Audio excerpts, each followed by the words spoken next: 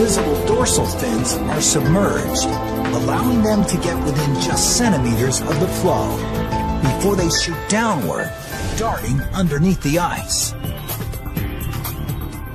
The force and acceleration of their bodies create a vortex, which pulls the ice floe down and creates a 1-meter wave.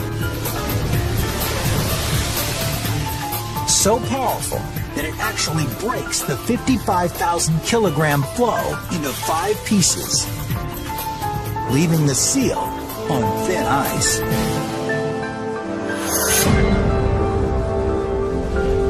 A second wave of that size could leave the seal with nothing, and he senses the danger. He resurfaces on a floe nearly 3 times larger than the first. The orcas are ultimately persistent. If they don't get what they want right away, they'll keep going after and after and after it.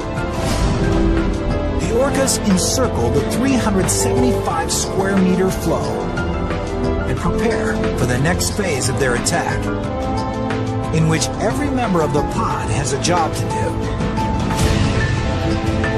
This is probably the most coordinated method of hunting for any animal anywhere in the world. First, they hit it with a quick wave to break off the weak fringe ice. A second wave hits, but it's too small to do much damage. The orcas need a bigger wave to crack up this massive block of ice. But the seal's floe is surrounded by smaller ice chunks, like dozens of speed bumps to slow down the orca's approach. So it's time to do a little maintenance. Cleaning debris is important, but it's merely preparation for the strategic centerpiece of the orca's master plan. Moving the massive floe to clearer waters.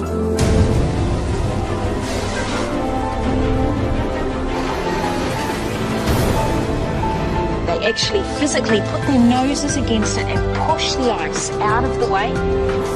They can predict the future in terms of understanding if they do this, that will happen. And there's not many animals that can come up with that sort of concept.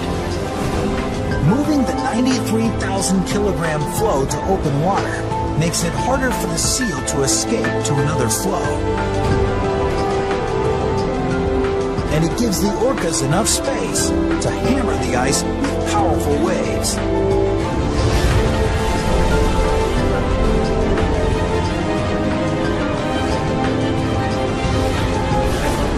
Each one shrinks the ice floe by about 20%.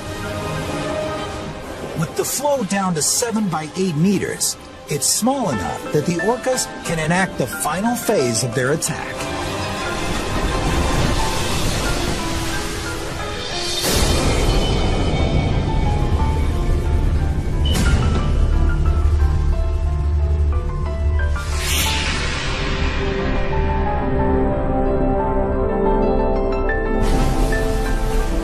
Without ever leaving the water, this pod of orcas took out their prey in an unparalleled display of creativity and teamwork.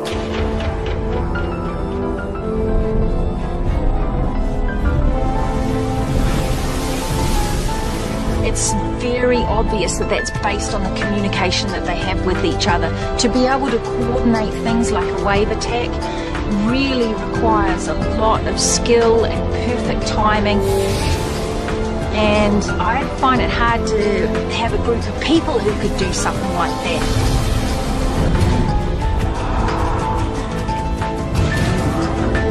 With an incredible ability to learn, orcas continue to adapt to their environments and expand their range of predatory strategies.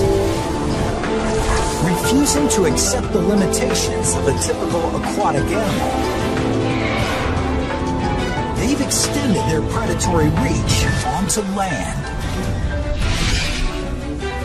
They've maximized their strength and honed their strategy to take on a creature that weighs nearly as much as a jet plane.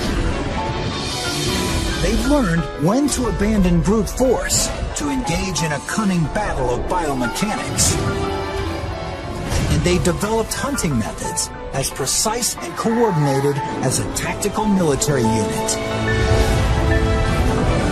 It's this remarkable ability to work together to overcome almost any challenge that makes the orca the ocean's most dominant predator.